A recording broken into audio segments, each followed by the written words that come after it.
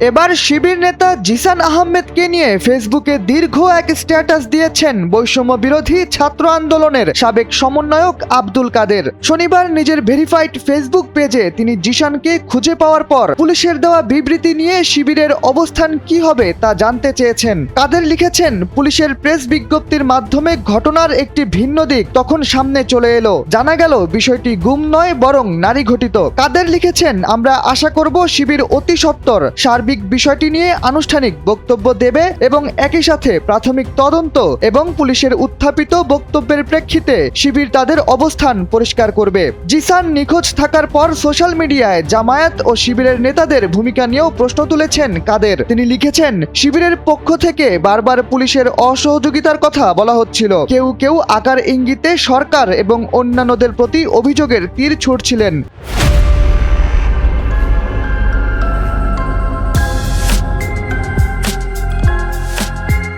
কাদের লিখেছেন, গুম অন্য ৮-১০টা বিষয়ের মতো সিম্পল না। যদি পুলিশের বক্তব্য সত্য হয় তাহলে সবকিছু মিলিয়ে বিষয়টা খুবই খারাপ হবে। এসবের মধ্য দিয়ে গুমের মতো সেনসিটিভ বিষয়কে নরমালাইজড করা হবে। মলম পার্টির মতো মনে হইতেছে এটা আরো সময় লাগবে আস্তে আস্তে বুঝতে।